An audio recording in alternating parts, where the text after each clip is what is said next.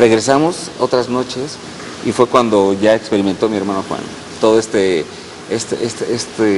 luz, esta misericordia ¿Qué nos puedes compartir, Juan, para ti? No, pues transformó mi vida totalmente. Yo antes de empezar lo que es la adoración, para mí era el estar trabajando así como Marta y María, que una estaba trabajando y la otra a sus pies, ¿no? Sí. Entonces para mí fue exactamente ese momento. O sea, esos 7 años, de los 12 años que llevamos trabajando para el Señor, los 7 primeros años era trabajar con nuestras fuerzas y sí se veían frutos, pero obviamente al estar a los pies del Señor fue más la intimidad, más el testimonio de vida, muchas cosas se transformaron en mí personalmente, en mi familia, en todas las personas que me rodeaban y cada vez eran más, ¿no? Entonces para mí fue una conversión más profunda todavía, ¿no?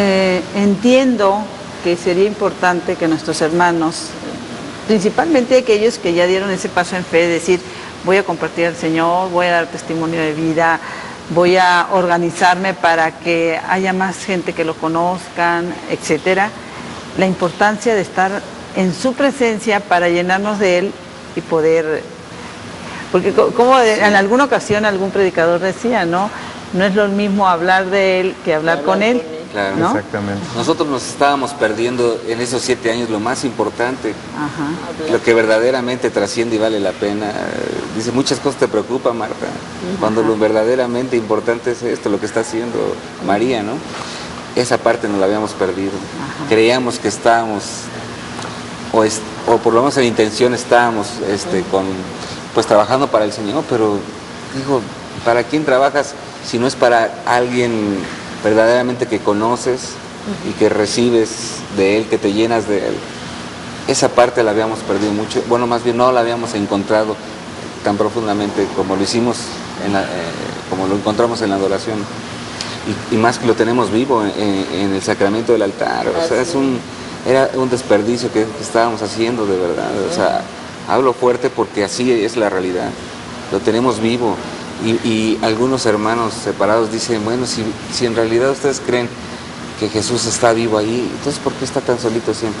Ajá. Es algo que nos debe dar... Pues porque realmente nos falta fe, o sea, no lo creemos, y por eso la importancia de que cuando se ha tenido esta presencia y esta transformación, diríamos, el compartirla, ¿no? Sí. Que lo que hagas en el momento, el tiempo que le dediques al Señor, se va a multiplicar si primero vas ante su presencia, ¿no?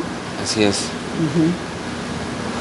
Yo creo que al mismo tiempo que descubrimos esto, también sucedió algo muy importante, que fue que recibimos la noticia, una noticia muy fuerte, porque uno de mis hermanos, Gil, en ese mismo, digamos en la segunda adoración a la que fuimos, de hecho ese segundo viernes, él llegó del médico porque había tenido 5 convulsiones en un solo día. Y bueno, fueron al médico, le hicieron una serie de estudios muy profundos y apareció un tumor en el cerebro que era más grande que una manzana. Entonces ya se imaginarán ustedes, el doctor le dijo que no tenía ya ninguna esperanza de vida. Y pues él regresó esa noche, nos alcanzó en la adoración. Nosotros ya sospechábamos, sentíamos algo, pero cuando lo vimos, nosotros, Juan y yo, estábamos adorando al Señor, y cuando lo vimos llegar, sentíamos el peso que tenía ya encima, digamos, había empezado ya su pasión, ¿no? Por decirlo así, si nos ponemos a verlo de esa manera, ¿no? Yo me imagino un poquito a Jesús en el huerto cuando se venía todo eso. Él llegó esa noche y empezó a entregar entre todas las cosas su debilidad, su miedo, pero pasó algo muy importante esa noche.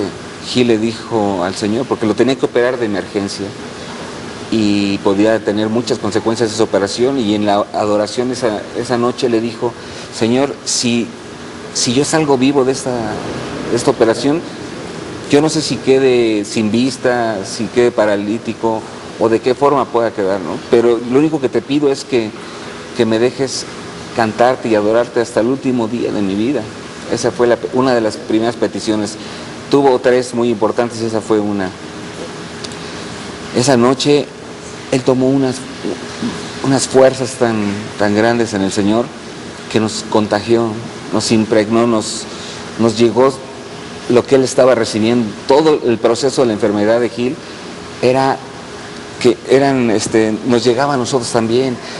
Ver su fortaleza en el Señor nos hacía fuertes también a nosotros en Él. Yo creo que ahí es donde consiste el éxito, ¿no? En cuando nos olvidamos de nosotros mismos. Bueno, aquí estaba la experiencia de que ustedes ya se habían acercado al Señor, ¿no? Entonces, al estar ya cerca del Señor, pues Gil estaba ofreciendo su sufrimiento, ¿no? Sí. Entonces, normalmente es la familia la que fortalece al enfermo, y aquí en este caso él estaba tan lleno del Señor que él fortalecía a la familia. Normalmente es al revés, ¿no? Normalmente es al revés, exactamente. Sin embargo, mucha gente por su enfermedad hemos llegado a ver, pues de alguna manera reprocha o maldice, ¿por qué? O pregunta, ¿no? ¿Por qué a mí me está pasando todo esto, no? ¿Por qué yo tengo que estar pasando por todo esto? Y bueno, para todos nuestros hermanitos que estén en este momento delicados de salud, yo creo que uno de los méritos que yo puedo, ver en el proceso que llevó mi hermano fue que nunca cuestionó, de verdad, nunca oímos ningún familiar que haya cuestionado la voluntad de Dios.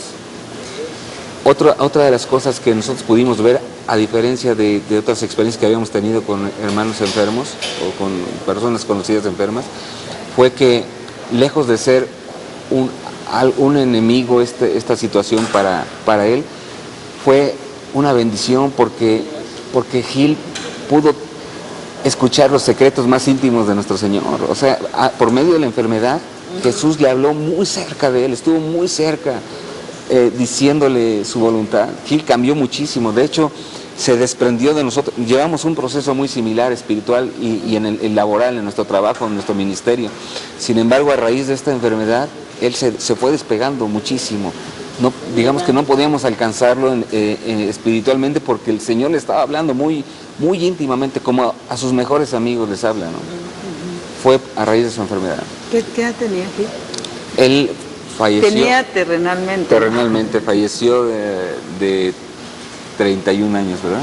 30 años, perdón, 30 años. Fíjate, Pedro, es importante, hermanos, esto, porque la primera vez que yo escuché este testimonio de los muchachos, cuando se presentaron a darlo en un grupo, él habló y dijo, mi hermano Gil, mi hermano se llama Gil, ¿no? Y alguien dijo ahí, mi hermano se llama Gil.